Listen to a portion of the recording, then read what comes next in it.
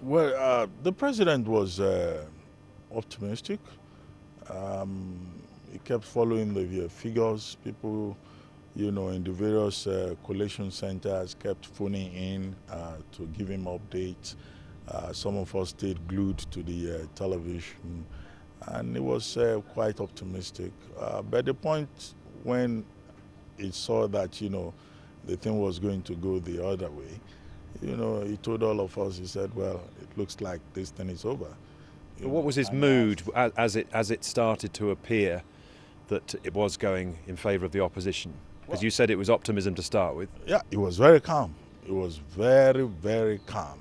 And, after it became clear that we had lost and people came around, even the people who came to visit him, they were surprised at his confidence level, the manner in which he was very relaxed. And you needed to have been around him yesterday because he was very strong. The rest of us who were devastated, we drew strength from his own energy. And, everybody just said, well, fine, these things happen. Election, as our boss says, is not a life and death matter. You win, you lose, life continues. And you can see all of us, we're confident that, we did a good job. We ran a solid campaign, but elections go the way they go. He was, or he is being now lauded for conceding. Were there people in the party or around him that were trying to dig their heels in and put up some resistance and say, no, we mustn't give this up? Well, in a political party, there will be different orientations, different tendencies. And we're not just talking about presidential election. There were also, National Assembly elections, Senate and House of Representatives. So it's natural that certain persons will feel that, no, we have been rigged out, we have to contest this and all that. But the strong message out there is President Jonathan's statesmanship. He's calling on party members to celebrate and not mourn. He told PDP that, look, PDP members, we have had 16 years in government. We've done a good job. We served Nigerians very well. We have helped to, sustain and deepen Nigerian democracy. And as a party, we haven't done badly. And he called on Nigerians and other persons who may be aggrieved not to take the laws into their hands, to realize that Nigeria is what matters at the end of the day, beyond all ambitions. Let me ask you, he called you, I understand, and said, Reuben, you need to come here quick. And then he said, draft the speech. So you got on with writing a speech. Yeah, well, yes, that's how it's done. He said, this thing is over, we have to issue a statement. And he told me, this is what I want to say, this is what I want to say. What was the most important thing, the key thing that he wanted in that statement? Well, the peace, unity, stability of Nigeria. He emphasized that, and he was very concerned about that. And you see that part of his statement, that point came up very strong at the top of his statement. That, look, people may be aggrieved, you may have misgivings, but, if you must seek any redress, do so through constitutional means, because at the end of the day, Nigeria is important.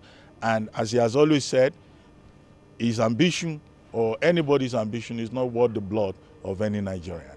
And I think that that's a strong statement that people will always quote, and I, remember him for, this whole point about leadership and statesmanship. And you can see that, the anxiety that there will be an outbreak of violence, a blowout in Nigeria, that has not happened. All the Nigerians who traveled away from their, places of abode to their ethnic regions, they've all seen that there was no need for that, because one man at the critical moment decided to stand up for Nigeria and put Nigeria first. He'll be in power, he'll be in office till May the 29th, but it will be an extraordinary day, moving his items out of State House. There's never been a change like this before. Well, I mean, I don't think he's really bothered about moving his things. When you are in a public office, the day you go in, you know that a day like this will come, when it will end. He's very calm, he's confident, Any idea what he's going to do? I have no idea about his immediate or future personal plans, but I have no doubts that he has ended very well. His exit is a glorious one. I believe that he will continue to serve Nigeria.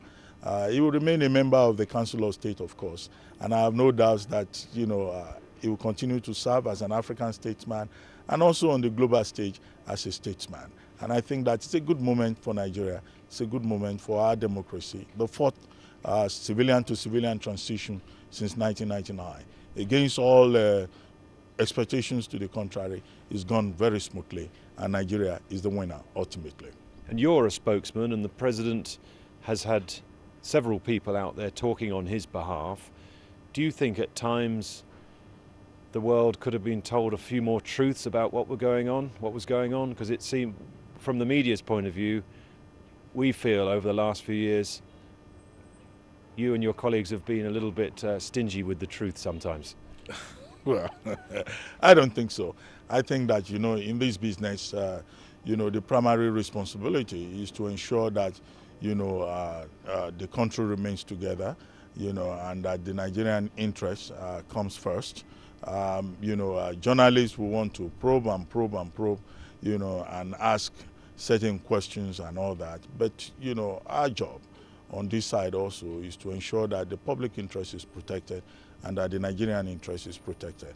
I think that we've done very well, Thank you, Reuben Abati. I'm not in a position to assess myself.